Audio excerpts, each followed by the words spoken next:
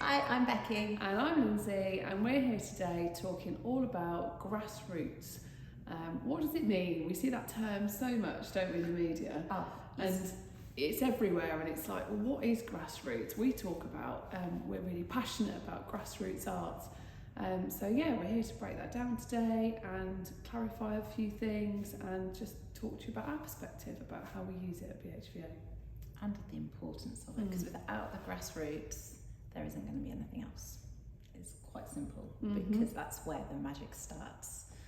So yeah, okay, what do we mean by grassroots? What's your perception of it? What's my perception? Yes. So I think my perception years ago was very much, and this is a perception we'd like to dispel today, is that grassroots is all about children and little children starting, being to the little ballet class, going to the little tap class, learning to play piano, learning to do drums, joining a choir.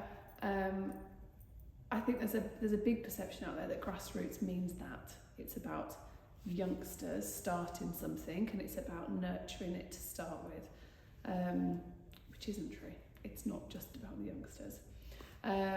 But for me, the term grassroots is very much about where it starts, and it's this idea of roots, and it's instilling strong roots so that you can grow and flourish. And for me, that's what we're passionate about here. So that isn't just if you're a 2.5-year-old starting with us for the first time, it can be at whatever age you join. So yeah, what about for you? What does it mean to you? So my perception back in the day was grassroots was those beginners, but mine was also about the perception of the teaching. Teaching quality at grassroots. Yeah. Oh my God, that's fascinating. Yeah, that's quite something here. And then it's actually the teaching quality at grassroots isn't necessarily the same status as further up, whether that be in sport, whether that be in creative arts, whatever kind of area. Actually, at those grassroots, it's not the qualified, it's not the teachers with the experience doing it, because ultimately, from a business perspective and an income perspective, that's not where the money is. And equally, I think people's perception of, well, you train to be the best teacher you can be with the most experience, so then you get the older ones, or you get the people that are further along their journey. So this happens in education, or it used to happen a lot. There is a shift and change going, which I'm quite pleased about, that the most qualified, talented teachers that got the best results were you were given the A-level and you were given the GCSE classes because you'd made it. Then people who were coming into secondary at year 7 or whatever, they were then the teachers that were struggling a little bit or needed a bit more nurturing. But it's really been flipped on its head recently, which we can talk about in a minute. And it's the same in primaries. Everyone focuses on the end goals, putting the specialist teachers there. But actually, there's no point panic managing or like overloading at that end point if you haven't got the strength and stability and skill set and toolkit and resources and questioning techniques and everything at the start. You're never going to get succeed to your best up here. So, that's how I've always perceived it. But actually, it doesn't have to be that way at all. Everyone's got to start somewhere. 100%. And it doesn't matter if you're 2, 3, 82, 93. If you want to start something, you've got to start somewhere. And it's about finding a place that works for you. Now, it might be us, it might be someone else. Yeah. Every different organisation has their own strengths, their own weaknesses. And we're very aware of that.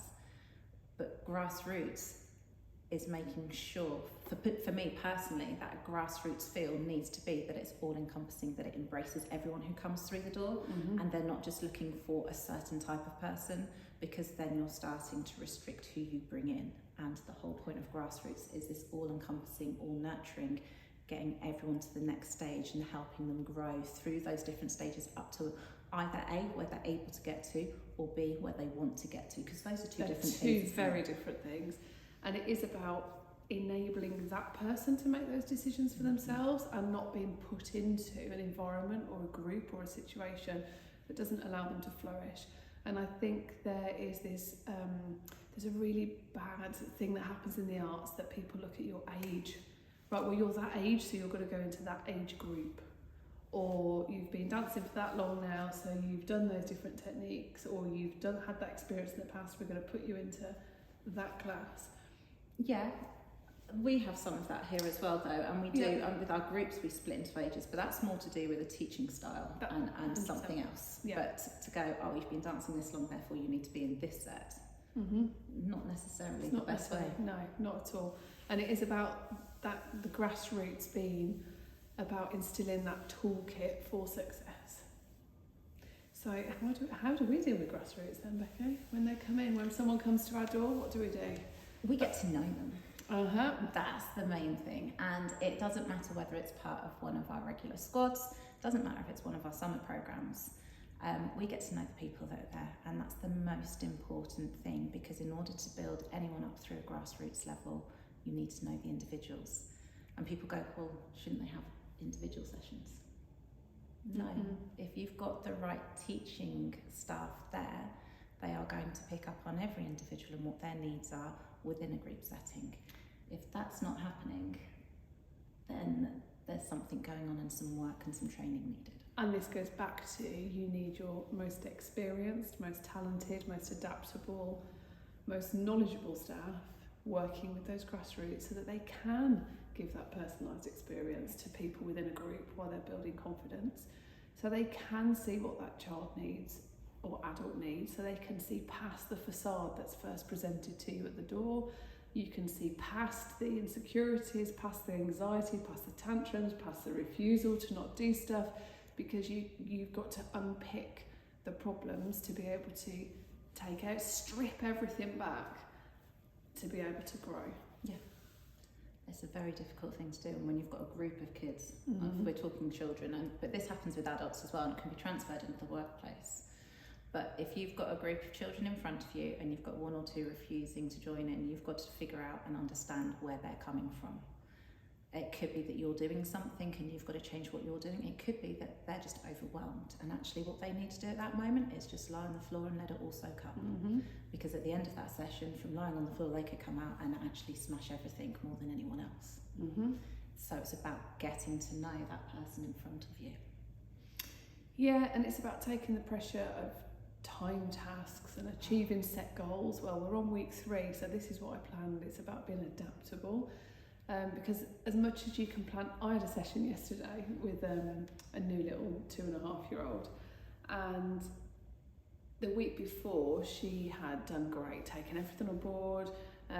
She was working great, she was working with her carer that was here, great. This week mum came in, and after 20 minutes, well, then it just went apart, because what had happened on that week and things that were going on outside actually affected her ability to focus for much more than that 20-minute angle. So we switched it up, we changed, and the mum's like, oh, I'm really sorry, she's not used like this. I went, no, it's absolutely fine, because I could see what was going on with her processing. So we adapted, we changed, we played some games, we're still inputting those skills, still getting her to learn the cues that we were working on, and it came back round, and it came back to, and everybody ended with an accomplished session where they felt like they'd got something out of it, but there was no being forced into it, no carrying on with something because, well, that's what I needed to get done in the session. Grassroots is about making sure you're looking at what your clients, your students, those individuals need in that session. It doesn't mean it's a free-for-all though. Oh, no. Not at all, and there is always structure there. Do you know what, actually, I'm going to go into sport quickly, just purely because. So Are you sure you want to go there? I do actually, because I saw an absolute, every week, my 8-year-old, no, he's not even 8, he's 7, I don't even know my own son's age, he does football training. Now the football team that he's part of, they're big enough to have 5 kids teams at their age group now. That is a lot of boys, because there unfortunately aren't any girls in this team at the moment. But that is a lot of kids doing and being managed for an hour session. The setup there is absolutely phenomenal, and they've got a good team of coaches. These are all volunteers, but they get the kids and they chop and change the tasks, and they don't do the same thing week in, week out. They're mixing them around, and they're not doing the same task and the same thing all the way through, and then they come together at the end to play games. They're not kept in their teams, they're mixed up, so their abilities are all mixed. Everything that you expect to see at a grassroots organisation mixing up those different skill levels, the different abilities, figuring out which kids are going to be more calming on others, which kids to stay apart and to keep and manage all of that. You just saw it in action on this great big 4 different football pitches. Yeah, and it's magic. It's wonderful. But it comes with, it's hard work, and it takes a lot of planning, and it takes a lot of adaptability. It takes a lot of thinking. It's having your toolkit as a teacher in the back of your head to be able to pull in and adapt and change, and to not take things personally when it goes wrong.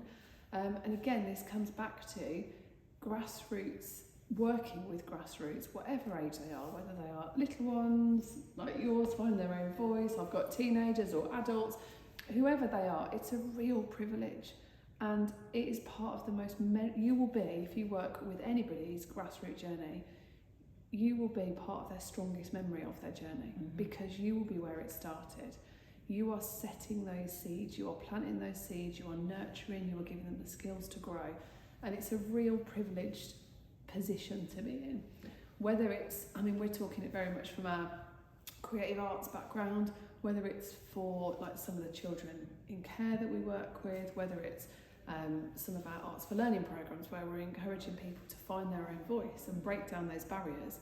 We've been part of their grassroots journey for that as well. It's not, grassroots isn't just about a skill or a hobby that you're taking up, or it's grassroots goes across everything, and it is giving you those roots to feel strong, to feel more confident, to know how to ask questions, to know how to break it down, to be brave and give it a go, because in that moment then they'll keep flying and jumping and going to the next step.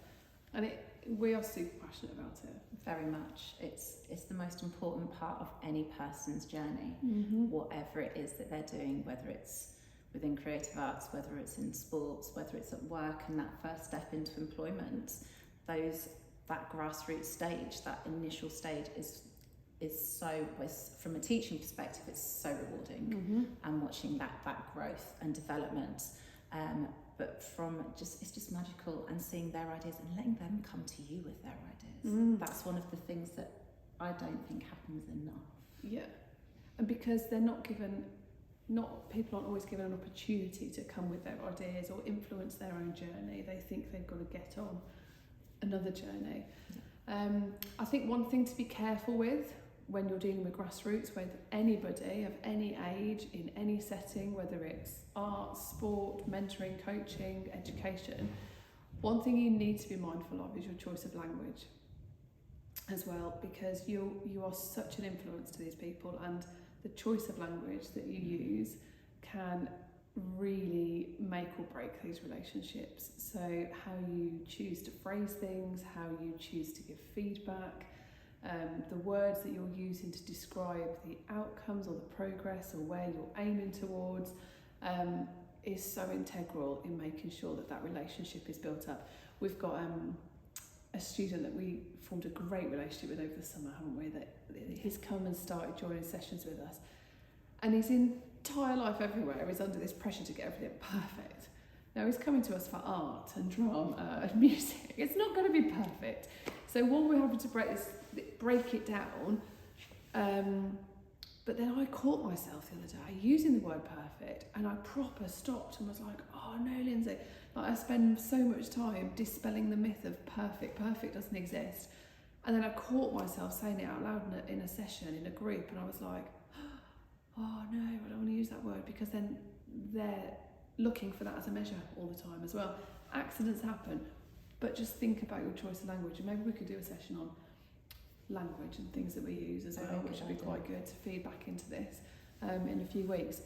So yeah, that's one top tip though. When you're working with grassroots, think about what it is you want them to achieve. Yeah, very clear goals that they know, so they know what they're expected of in the session. You can then refer to it at the end that they're attainable. Make sure that they can achieve them. It might be that it's more challenging for some than others. That's how it's going to be.